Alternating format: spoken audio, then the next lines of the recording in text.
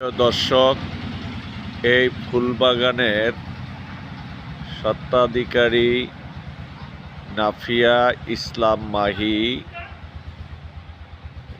ইসলাম মাহি অনেক পরিশ্রম, অনেক কষ্ট করে এই ফুলবাগান সৃষ্টি করেছেন।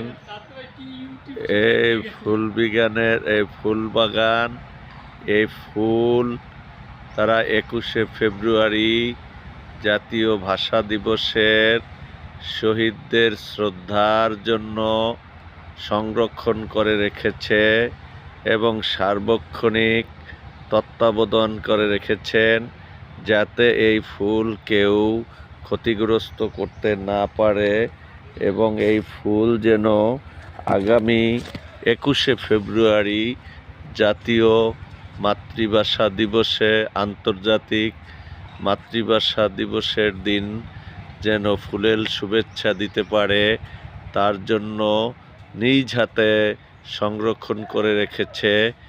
এই ফুল আমাদের মন মানসিকতা, মননের প্রতিচ্ছবি।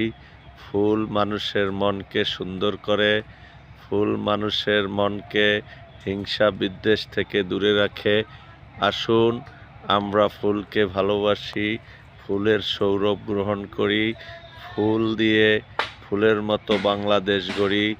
এই বাংলাদেশের আন্তর্জাতিক মাতৃভাষা, আমাদের জাতীয় ভাষা হিসাবে এই বাংলাকে আরও সামনে, বাংলা ভাষাকে আমরা সমৃদ্ধ করি। আল্লাহ হাফেজ।